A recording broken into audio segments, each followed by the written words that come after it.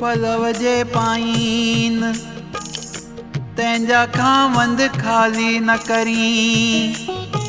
दर त तुंहिंजा सबर भरिया भरिया ई आहीन।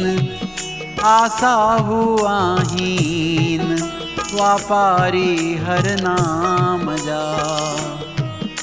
पलव जे पाइन साईं पुरस्ना राम पूरी करे।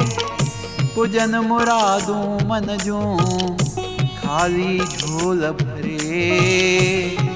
कारज सब सफला थियन बेली भाग बि जल्द वरे। हाणे रतू वेंती करे सदा साईं जे दर ते।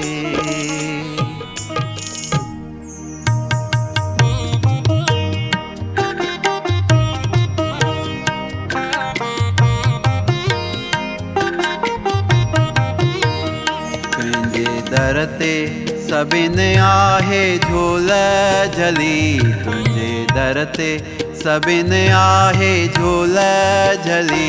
बाबा पुरस्ना राम कर तूं सब जी भली।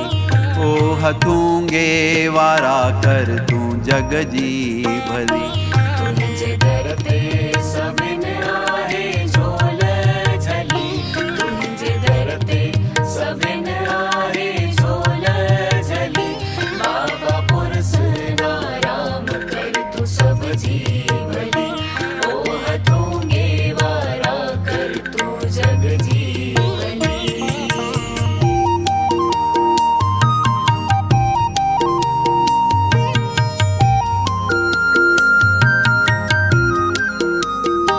अबला माइन ऐं न्याणियुनि जो राखो थींदे।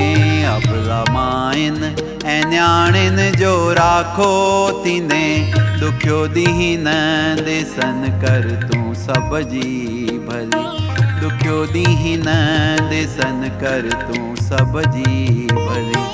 ओ हथूंगे वारा कर तूं जग जी भली। दोह ॾाढा कया कीन तोखे वणा। दोह ॾाढा कया कीन तोखे वणा। दोह माफ़ कंदे मुंहिंजा वाहिर वली।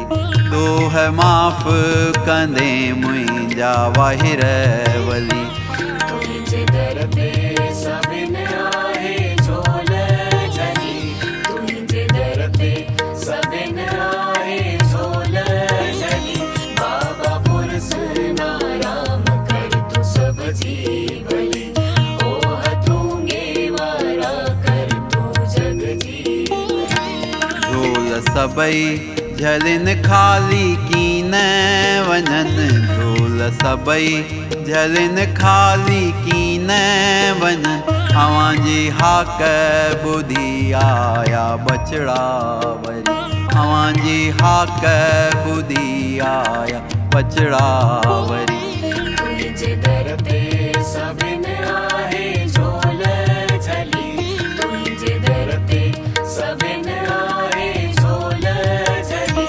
बाबा पुरस्ना राम कर तूं सब जी भली। ओ हथूंगे वारा कर तूं जग जी भली। आया दासन जो तुंहिंजो दास साईं। आया दासन जो तुंहिंजो दास साईं। आया तुंहिंजे ही दर जो मां बचड़ो साईं। आया तुंहिंजे ही दर जो मां बचड़ो साईं। तुंहिंजे दर ते सभिनि आहे झोल झली। तुंहिंजे दर ते सभिनि आहे झोल झली। बाबा पुरस्ना राम कर तूं सब जी भली। ओ हथूंगे वारा कर तूं जग जी भली। तुंहिंजे दर ते सभिनि आहे झोल झली।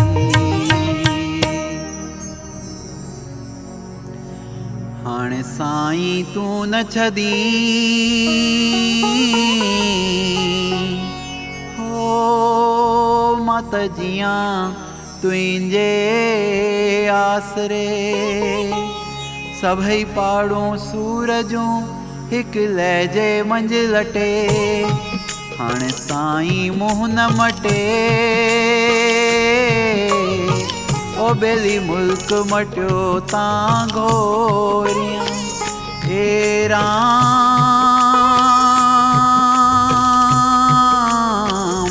ओ बेली मुल्क मटियो तां घोरियां। बोलो साईं पुरस्ताराम साहिब जी।